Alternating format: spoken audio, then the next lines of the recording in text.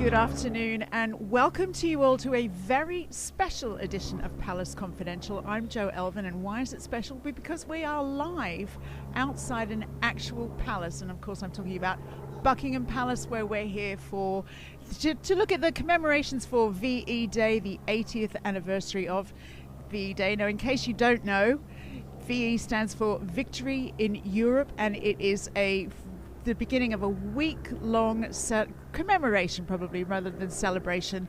And we are going to be talking you through all of the pomp and pageantry that the UK is so well known for. And of course, we are here because VE Day is also very much infused with royal history, and it's an event that the royal family have been involved in from the very beginning. I've got all the experts here. I've got all your favorites. Rebecca English will be here. Richard Eden will be here. We're going to start off now with an in-depth conversation with the man who knows everything there is to know about this occasion. It's author, journalist and historian Robert Hardman. Welcome to you. Hello, Jo. How are you? I'm thoroughly enjoying being here. Where else would you want to be on VE Day plus 80? Just give us a bit of a glimpse and an insight into the atmosphere that we've had here so far today. Well, we've had a wonderful morning, proper pageantry, a parade of over 1,000 members of the armed forces, other people's armed forces as well, NATO troops, Ukrainian troops. So very much the serving forces of today marching past that dais behind us there, where we've had the royal family and veterans of the Second World War, and the King taking the salute. And we're just in a sort of interim period while the King and the veterans have gone into the palace behind us, and we're waiting for the flypast that's going to come whizzing overhead at around 1:45, and the crowds are going to come sweeping down the Mall. So it's sort of part two on its way. Right. But we've had a really one of those great mornings where we're just reminded how lucky we are, really. I tell you, I just don't know where to begin. There's so many things that have been moving. It's like, as you say, some of the military procession, the fact that we don't often see so many members of the principal royal family members together in the same place. And I was completely, when you're standing here and you're watching King Charles stand up and salute, as long as he did, it's incredible, isn't it? Well, it was a very moving moment because, of course, for many people, the abiding image of VE Day, Victory in Europe Day, the day the war ended in Europe in 1945, is of the royal family on the balcony behind us and of the King in his Royal Navy uniform. And there you had today the King in his #1 Royal Navy uniform, exactly the same uniform, taking the salute of the troops. I think for him that's a very proud moment. All the royal family there, as you say. Yes. The last time we've seen them in any numbers, every year we see is for the birthday parade here. But to see them there, and of course they're there with the Prime Minister, with the Leader of the Opposition, with senior cabinet ministers and with all the defence chiefs, but crucially the veterans. I thought it was very touching that in the front row, normally it's just the royal family and the VIPs, front row today, who was on the King's left wasn't the Prime Minister, it was Joy Tew, the Women's Auxiliary Air Force. Right. Who's next to the Princess of Wales? Normally it would be someone in a very smart uniform. It was Bernard Morgan, who's 100 years old, who was an RAF codebreaker. So the veterans right at the heart of everything today. I think that was really important. And the veterans right now, they're assembling, we can't see it, but they're at the other side of the palace there in the garden, and they're going to have a lovely tea party. Well, I want to get back to the veterans in a moment, but what I want to start with is, obviously we can't help it. We always feel like that, the ghost of the Queen Elizabeth, who was always so intrinsic to this whole event and the history of World War II. What do you think this event meant to her over the years? She loved VE Day. I mean, for her, if you read her diaries, I'm lucky enough to see her diaries, a bit of them, the way she describes her memories of VE Day. She said it was one of the most exciting nights of her life. Wow. Because she was the end of the war. At any given point during the war, her parents could have been killed at any minute. There were plans to kidnap her and her sister. There were plans, obviously, to invade Britain. So to have come through all that, she was so proud to serve in uniform at the end of the uniform of the ATS, the Auxiliary Territorial Service. And there was a delightful veteran there today who served in the ATS with the Queen. She was here today. Oh my goodness. And I remember being here for the 50th anniversary. I'm afraid I'm that old, Joe. And the 50th was wonderful. You had huge crowds here, and out on that balcony you had the Queen, Princess Margaret, and of course the Queen Mother. Yes, indeed. And all three of whom had very vivid memories, and that was, I think, one of the most moving royal moments I've seen on that balcony. Well, so that'll be going through the King's mind today. He's the heir to all that. And one of the poignancies about today is this is the first major VE Day celebrations we've had where we haven't had a member of the royal family who was living at the time of Victory Day. No, that's very important. I mean, the late Queen was one of the reasons she was so revered around the world, was she was the last head of state to wear uniform in the Second World War. I mean, I remember her at the 70th anniversary of D-Day, for example, on the beaches in France. All the other world leaders there, they were all, most of them hadn't been born at the time of the war. There she was at the 75th. She stood up and said, on behalf of the wartime generation, thank you. So, she was very much of that age, of that generation. Yeah. And I think her passing, a lot of people wondered, how could we sort of summon up, if you like, that emotion, that poignancy without her. But I think today has shown that we can. But how do you think the younger members of the royal family will carry on that legacy? Particularly, we're lucky enough to have a lot of veterans with us here today.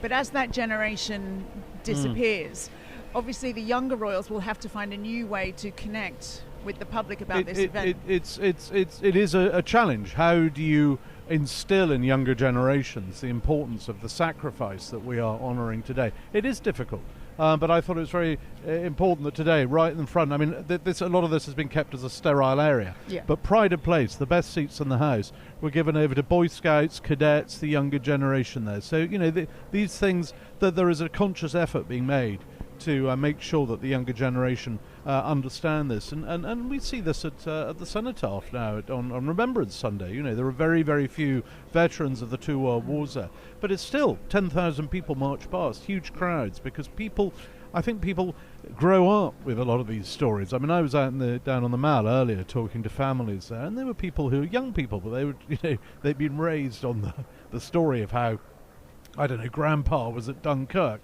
or great auntie was narrowly avoided a doodlebug. These are sort of parts of family folklore. So I think all that's sort of coming to a head today, and right around the country. I mean, we'll have viewers watching from all over the country, all over the world, who will feel a connection with VE Day, even if they're not here, even if they didn't have anyone serving in the armed forces. They will have that sense that this was the moment that the world changed forever. Indeed. Now, we've seen a lot of our royal family members today in military regalia. What can you tell us about what those uniforms signify? Well, all the royal family are very, very proud of their various service connections. So the King, he could have worn, he's the head of the armed forces, he could take his pick, but today he chose, as I say, to wear his Royal Navy No. 1 uniform, which is, was what his grandfather, George VI, was wearing on VE Day. I think everybody understands that. But all the other services are remembered, are recognised. I mean, the Prince of Wales today was wearing his RAF uniform, because of course he served in the RAF. I saw the Princess Royal. She was wearing the first aid nursing yeomanry, who produced all those amazing special agents and very, very distinguished war. She is their Colonel-in-Chief. She was wearing their uniform. So all the forces represented today. The Duke of Edinburgh wearing his Scots Guards uniform. So it is a day when I think all members of the royal family do feel that bond that exists between the family and the armed forces. They are a forces family. I mean, let's not forget that. I mean, the late Queen, she was the daughter of a Royal Navy officer. She was married to a Royal Navy officer, and two of her sons went into the Royal Navy. Well, the late Queen also served. What did her role in the war mean to people back in the British public? It meant a lot. I mean, to begin with in the war, it was an honorary role. So on her 16th birthday, she was made Colonel of the Grenadier Guards by her father. She was terribly proud of that. She always had this lifelong affinity with the Grenadier Guards. But she wanted to serve like everybody else. So towards the end of the war, when she turned 18, she joined the Auxiliary Territorial Service and learned how to drive, learned how to strip down the engine on a 4-ton truck, and was just she was a subaltern. She didn't get any special treatment, and that's why she. I don't believe that. Is that true? Well, the one thing she didn't have to do, she didn't have to sleep in a dormitory with the other cadets. But other than that, she went in every day to the workshops in Camberley, and she learned how to take apart a Bedford truck. She could still do it. I love that. I love that a lot. Now, there's obviously King Charles's. You'll have to forgive us. There is so much. There's a lot of pollen flying around in the air today. I don't think we can really complain about pollen on VE Day. I think that lot had to put up with rather more than pollen. It's just a reality of sneezing and coughing through our live broadcast. But I wanted to ask you about King Charles. Obviously, his health is never far away from our concerns. He's very busy today. He's very busy all of this week. He's been on his feet a lot already today. How do you think people around him are sort of like trying to manage his work ethic? Well, I think the only challenge I'll have today is trying to stop him doing too much. I mean, he loves this stuff. He loves veterans. Yes, he was standing for most of that parade, taking the salute. He'll make sure he meets all those veterans in there. He'll be leading the family out onto the balcony. He's got a very busy summer coming up. He's got lots of important events. He's off to Canada fairly shortly to open Parliament there. There's the full cycle of events. I mean, he is absolutely firing on all cylinders, and I think we're going to see that all through the summer. And we can't wait to see the entire family on the balcony. We'll have that for you. For now, I'm going to be dragging you back in to help us answer a lot more questions soon. But for now, that's thank you so much to you, Robert Hardman. Get out there, get amongst it. Thank you very much, Jo. Because we've got other people to speak to today. Yeah, thank you. So this is so far we are at the VE Day Commemorations in London, right outside Buckingham Palace, and now the main event. Your two favourite royal correspondents here from the Daily Mail. We have the royal editor Rebecca English and the Daily Mail's diary editor Richard Eden. Welcome to you both.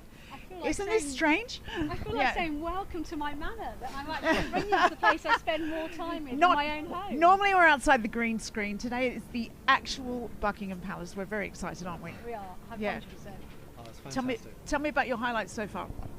I think, Jo, what today shows is just what Britain and the royal family do best.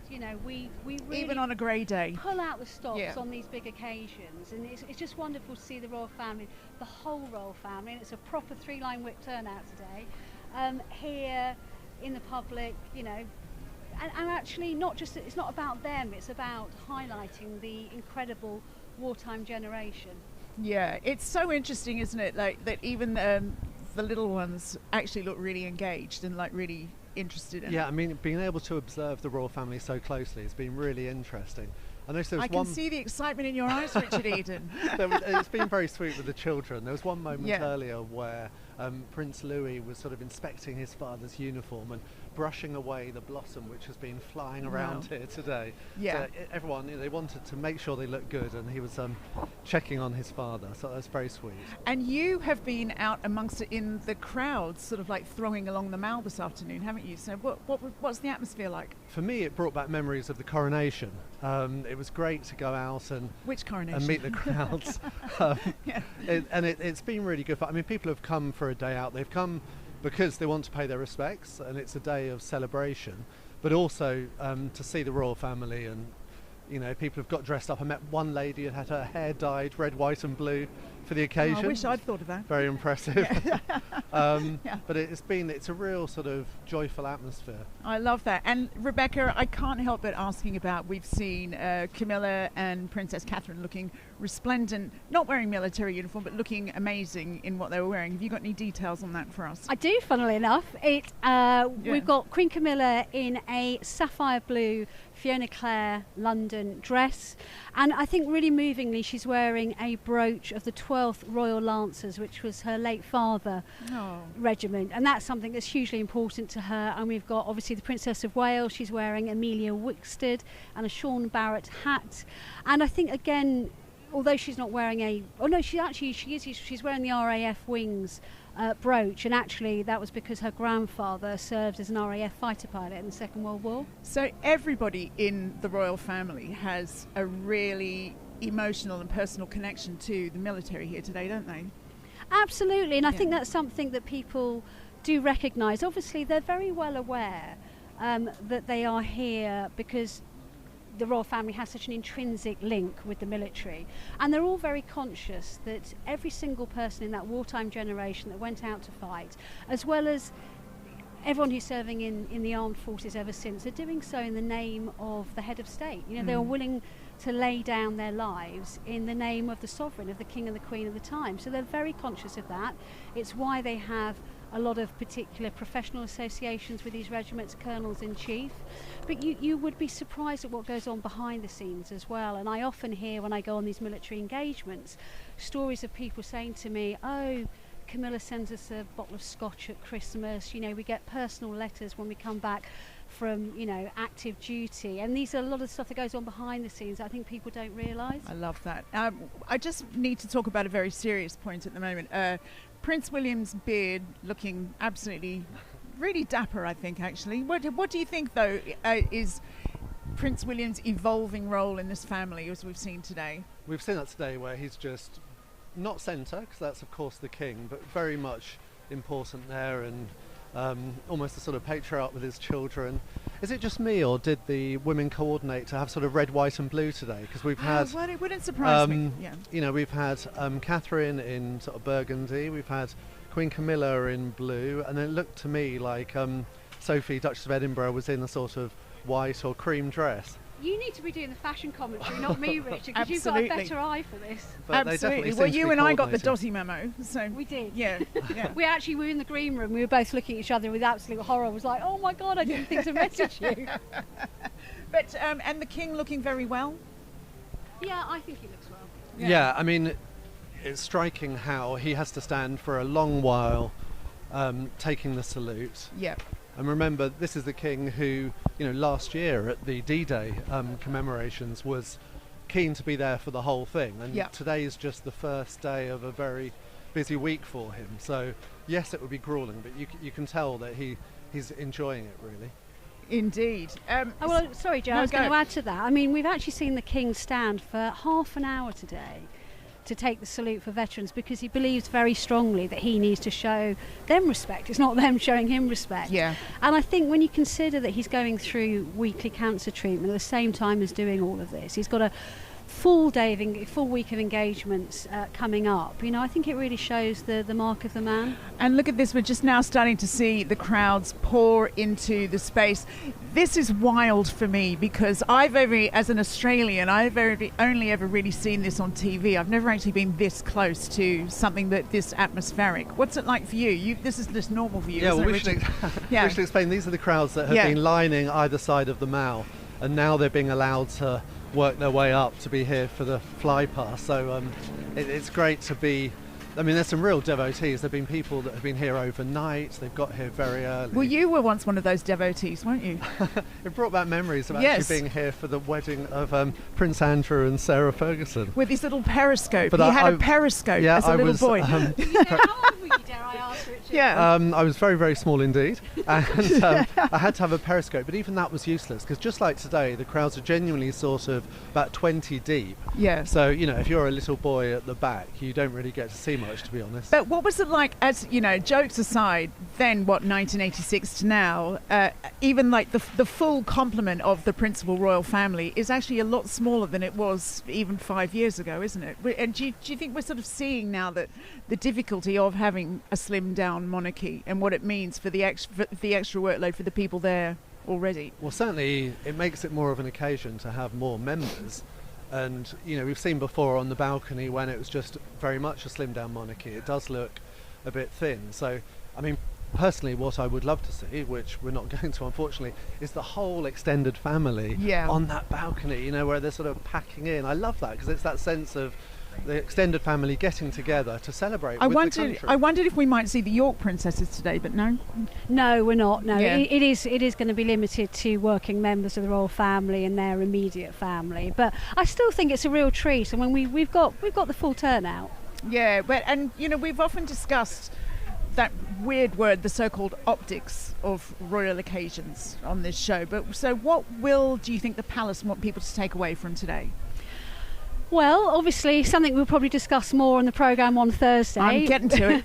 We have seen quite a lot of royal drama over the last few days, unfortunately, mainly Prince Harry associated. And I know what the palace want today is to really focus on what we're trying to commemorate here in the UK, which is the end of a very damaging war in Europe. We saw a lot of loss of lives, and thank the veterans that are still alive, that those that have sadly passed away and laid down their lives or died ever since. And also they want to highlight the wartime generation, that generation who aren't standing here moaning about the plane tree pollen coming down. I mean, I'll be honest, it's an issue, all right? I'm a proud Londoner, born and bred, and my family grew up yards from Battersea Flower Station, which was a huge target in the Second World War, and they were bombed out of their house on 3 occasions and lost a lot of possessions. We're very lucky to be alive. I remember my grandmother telling me on one occasion she threw herself over my father's cot to save him, and we forget that the people, the scars of that lived with her throughout the rest of her life. And I think the royal family also want to highlight today the fact that there is an entire generation who lived through that, who lived through rationing, who worked on building up our cities and our nations again following the Second World War. And I think that's what they want to highlight today as well. And it's interesting because it does lead me to a bit of an elephant in the paddock this afternoon. Is that it's, with the bombshell interview that Prince Harry gave the BBC just a couple of days ago, it's a marked contrast, isn't it? It's like, do you think that they will be worried, the royal family, that that's going to overshadow events today? I think they're certainly hoping it wouldn't, but it has dominated headlines over the past few days. Yeah. I mean, look, today, hopefully the viewers can feel some of this atmosphere as it fills up here, and there's excitement about it, but people are here to remember sacrifice. So, the idea of more whinging from across the Atlantic that has not gone down very well at this particular time. It's not amazing timing, is it? It's, to be sort of like to be talking about your personal risk and all that when we're actually we're sort of commemorating what people went through in World War II. Absolutely, and there is a real contrast, Jo, I have to say, and that's why. Certainly, I've written a story about it actually in the Daily Mail today, saying, look, let's just put that aside for one day. I'm sure that's something that people will continue to speak on for a while to come, but let's just focus on what we're trying to highlight here. Now, as the royal family take to the balcony this afternoon, those occasions are always a little bit, it's always a moment, isn't it? Do you think that people will be scrutinising that lineup for any kind of like body language tips, or what do you think people will be looking for in that balcony scene? Probably a sort of sense of resolution, a sense of togetherness, defiance almost, you could say. Yeah. After what's come, they certainly will be keen to show that they're together as a family and that they're carrying on as normal, and they won't be, pushed off course by various salvos from Montecito. Yeah, interesting. Now, I hope the weather holds out, because apparently the King and Queen will be hosting a tea party this afternoon. Isn't that right? They are. I have to say, no great British occasion would be complete without a tea party. With that dark cloud looming as we speak. Well, I have to say, what a setting at Buckingham Palace. Come rain or shine, this will be happening. Yeah. And we have several hundred guests here. We have not only some of the surviving wartime veterans. I think the oldest here is going to be 104 today. Can you believe that? Yeah. And he's given an interview. He said he's never met a member of the royal family before, and he is beyond excited. How has he never met a member of the royal family before? He must have been to several of these. Well, he hasn't, and he's very excited about it. And we've got their families, and the marble corridor inside there at Buckingham Palace is going to be decorated with bunting made from recycled fabrics from all the royal estates. There'll be tea, there'll be scones. We've got the Queen, King Charles, we've got the Prince and Princess of Wales, not the children at the tea party. That would probably be a bit too much excitement for them. Yeah. We've got the Duke and Duchess of Edinburgh there, we've got the Princess Royal. And again, it's their way of just the royal family saying thank you to these people in the best way possible. I just want to talk about the children for a second, because they're just looking so grown up now, aren't they? Especially, I mean, obviously the oldest George, but you just watching them grow up is fascinating. Well, the only time we see the royal children really is at events like these, so obviously they get scrutinised for their behaviour. Yeah. Sorry, I've got a cough. But I think with Prince Louis, he seemed to be on best behaviour today. I didn't. Well, so far. From my viewpoint, I didn't see any sort of antics that we've had in the past, but they've all done very well, and it's a chance to see them grow up. We saw that with Princess Charlotte's birthday and the beautiful photograph that was put out last week. Oh, yes. Again, overshadowed by a certain interview oh, gosh. In California. Well, and it's interesting because you can't help but keep coming back to that, because obviously an event like this, so intrinsic to the military and its history with the royal family, it's royal family members like Prince Harry and, dare I say it, Prince Andrew, who would normally have wanted to have quite a major role in it, wouldn't they? Yeah, I mean, they will be very sad not to be taking part, because, to think back when Harry and Meghan quit royal duties and left Britain, the idea was that they would come back for events such as this, family events, national events. And, Harry, with his military service, saw this as integral to who he was. So he will certainly be disappointed not to be here, and the same applies to Prince Andrew. I think a lot of people watching will be wondering about that, the particularly strange comment from Harry about saying he doesn't know how long his father has left. That seems to be, kind of a particularly weird thing, I think, for a family member to say from the royal family. I think it's particularly distasteful, actually, Jo. I mean, I was with the King at Windsor Castle on Thursday night, and he was doing a tree planting with the King and Queen of Sweden. I have never heard so much animated small talk about trees and planting in my life. What can you tell us? The King was even mansplaining to his wife, Queen Camilla, about how to water the tree. I could see her eyes going, I do know how to water a tree, darling. I don't think I do. He was on really good form, and he kind of, I caught his eye at one point, he kind of waggled his eyebrows and smiled like, isn't it fun we're here again? Then he went inside to Windsor Castle, where there was a big reception for the recipients, quite appropriately today, of the George Cross and the Victoria Cross. And he spent another hour shaking hands, having a drink with people, listening to the stories of these people who'd received our highest awards for bravery in this country. And then I remember walking out and thinking, he looks on really good form, how happy he looks, how animated he is.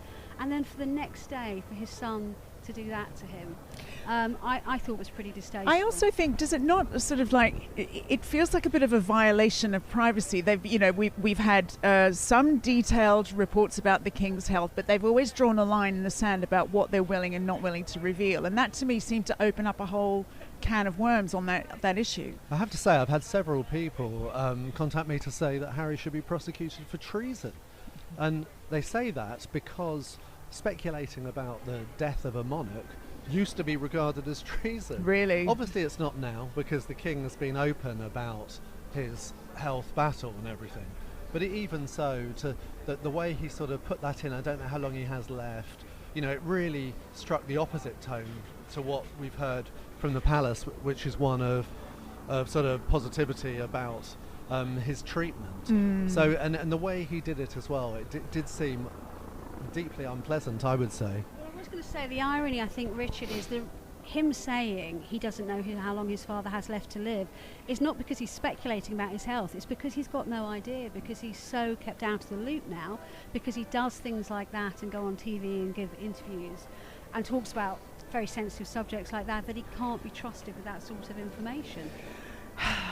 Well, I can imagine that we'll probably be discussing that a lot more on the regular Thursday edition of Palace Confidential. I don't think there'll be a bet on that. Yeah. Let's talk about, this isn't the only occasion that the Royals will be participating in this week, is it? No, we've got a lot of events coming up this week. Obviously, we have on Tuesday, we have Queen Camilla going to the Tower of London, where she's going to view the incredible display of ceramic poppies there that created such a stir a few years ago, and they've recreated it this week, and she's going to go and view that. And on Thursday we have a big service of commemoration at Westminster Abbey, which all members of the royal family will be at. I'll be there too. I think our Robert Hardman will be there as well, so we'll have plenty to tell you on in Friday's Daily Mail about that. And so, again, they're just putting all of what we've seen to, the last few days to one side and cracking on with what they need to do this week. Very good. This must also, when I look around and I think the security at something like this must be crazy. I know that we've all had to wear QR codes around our neck all day, so it's mad, isn't it? Security has been phenomenal, and viewers wouldn't realise that if it wasn't for the control, these crowds would be much, much bigger. But what happens is it's controlled in terms of people being able to enter. The whole area is boarded off, so that police have some control of that. So these are your crowds who've been here for hours, probably very cold by this point. I love the dedication, though. But I hope this comes across really on screen, that there is this kind of gathering excitement. It really is, and I think we're not that far away now, are we, from seeing the famous balcony scene of the royal family? Isn't that right? And we've got, is it the Red Arrows coming to fly over? Yeah, we have a full military fly past. They've got some of the historic wartime aircraft taking part in it, as well as the more modern ones, and I can't wait to see the children's reaction on the balcony for that, because do you remember in years gone past we've seen little Louis putting his hand over his ears, looking up at the sky. He's been the Charlotte ticking him off. Yes, star, been the standout star of that. And actually, we saw those pictures birthday of him the other week, and how much more grown up he is. So I suspect we'll see a slightly more grown up performance. But I can't wait to see it. I love that. But the royal family have always really been at the centre of these commemorations and at the centre of all of Britain's military history, haven't they? Yeah, I mean, what lots of people who are here today have told me, that yes, they're here for commemorations to celebrate VE Day, but also it's the royal family that brings them here. And it did make me wonder how many people would come if we were just having a general VE Day celebration. Yeah. The royal family are there to symbolise the nation and to bring us together. And it's at moments like this that they demonstrate their purpose, I would say. Yeah, and what have been your personal highlights of today so far? Well, I think people are getting very excited. They're not waving at us, but yeah. I don't know, maybe they are, or maybe they're waving at the military started to come over. I love occasions like this, because I think I love seeing the royal family together. I mean, we've heard a lot in recent years about things being disunited, but this actually shows how united they are when it comes to what's important, which is representing our country at big national commemorations such as this. And just to see the excitement amongst the crowds. To see you in the flesh and you in the flesh here at Buckingham Palace instead of talking about it, that's been a highlight too. What about you? I bet your pret-a-manger sandwich was a big highlight, wasn't it, Richard? I think just being here has been fun. Yeah. It's great being in the studio, as we usually are, but being actually out here and meeting the crowds. Where anything could happen. What makes it for me. Yeah, it's exciting, isn't it? So when can we expect to see the royal family? Any minute now, or is we still a bit of a while away? You've got the time, Jo, I can tell you. What is the time? 20 to 2. Oh, so we're minutes away from it now. Wow. We'll probably be we'll certainly have a fairly good idea when the roar of the crowd deafens what we're trying to say. There's something like 1,300 members of the armed forces and veterans here today. Have you met any of the veterans before? Oh, I've met them at lots of different events with excuse me, now I'm suffering from those plane things. Oh, suffering. I've met various members of the royal family with them at events over the years. And actually there's a lot of them in the gardens there behind us now in Buckingham Palace. They're there with the Prime Minister. They've all been invited in to watch the military fly past.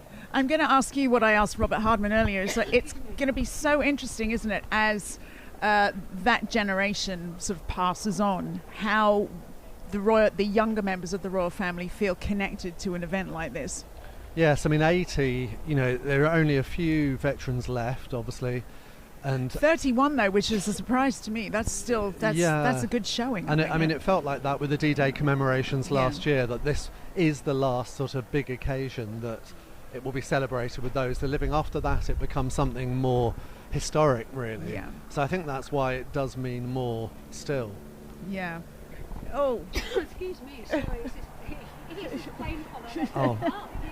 Oh, here they come. We're seeing now the royal family. We can see Queen Camilla, King Charles, and with the Prince and Princess of Wales coming out behind them. I have never been this close to the famous royal balcony before. It's quite something. Yeah, it's really something. Taking in the generous love and support of the crowds here. Everybody really excited to see them. Yeah. Do you want to drink water? It's amazing. The Duchess of Edinburgh and the Duke of Edinburgh.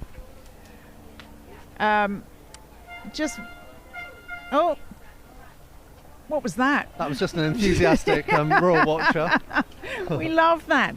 You know what? I have to say, I haven't quite seen quite as much wackiness today. Sometimes they do, you get the people all dressed up like your lady in the hair with the red, white and blue. But maybe it's a slightly more somber occasion. That's what I mean. That's usually for the weddings. The weddings or, baby's birth is a chance to really get dressed up. Yeah. This is more commemorative. So striking the right tone is slightly more difficult. I might have got my voice back now. And I was going to say, last summer when the Buckingham Palace opened... Oh, here we go. Oh, wow. How amazing is that? It sends shivers down your spine. That sound just takes you back to all the... I mean, obviously we weren't alive, but it just takes you back to all those war films, doesn't it? There's nothing quite like that aero sound. So it's kind of tipping its wings in... We love respect that. over the palace. And I think soon we'll hear the national anthem. Well, I was going to say, if you think our view's great, last summer I got to actually have a look in the sound staterooms and stand in that window looking out over the balcony. She can always one-up us this, Rebecca, can't she? It's actually tiny. It's tiny, the balcony. Oh, I'm going to let you guys go and soak up more of the atmosphere. We're going to welcome Robert Hardman back as he's drowned out by the sounds of more military aircraft there. Robert, welcome back. Thank you, Jo. How's it been for you? Oh, just fabulous. I mean, see the Lancaster, the great warhorse of Bomber Command, one of only two airworthy Lancasters in the world, come over leading the charge. See, I knew you'd have all the engineering facts there. No, for I know. us, yeah. Please don't. I'm not a great aviation buff, but we all love a Lancaster. Those 4 Rolls-Royce Merlin engines, just there's no other noise like it. Seeing the royal family on the balcony, that's just old hat for you, isn't it? Does that just get a bit old? No, never. And there they are. They're standing. If you look up, flying above them, there's the largest standard in the royal repertoire. There we go. That's wow. I think you'll find that's the Globemaster, the largest aircraft the Royal Air Force has. That's crazy, isn't it? But I mean, up there right now, you've got the real experts telling the younger generation. I mean, you've got Prince William in his RAF uniform. He'll recognise all these aircraft. So will the King. So they all will actually. And I think it's rather nice up there. You've got all the. You've got the what we now call the working royal family. That is the sort of the full unit. On VE Day 80 years ago, you just had the 4 of them. And it's so interesting though. That is the full working royal family. And I know even at our old sort of like logo pictures on Palace Confidential, there's a lot more people used to be on that balcony. Yes, I mean, on VE Day itself, and there's the modern RAF coming over. There's 2 incredible. Typhoons escorting the Poseidon there. Yes, in the past, I mean, at big events like jubilees or birthday parades in the 80s or 90s, you might have seen, the full, what you might call the cousinhood. You'd have had all the Gloucesters, all the Kents.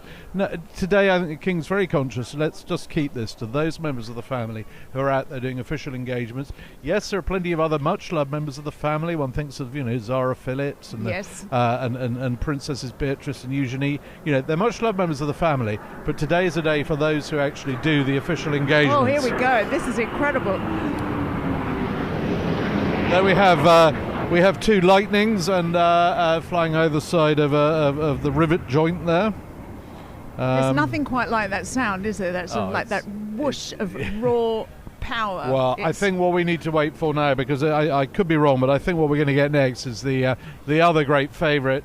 Yes, it's the obviously the Lancaster leading the way, but I think now we could start to see the Red Arrows, who always bring up the rear with those famous plumes, smoke behind them. And, I once went I think we're about to get with them. I think we get the national anthem, and we mustn't talk over that. That's incredible. Oh. Do I once went to a wedding that was so posh that they had the Red Arrows. It wasn't a royal wedding. Was it yours? Pardon? No, listen, I think we're about to get the national anthem. There it is. God save the King. And we thank you so much, Robert Hardman. Thank you, Rebecca English, Richard Eden. And thank you to you for watching this very exciting live edition of Palace Confidential. And we'll see you for our regular program on Thursday. Bye for now.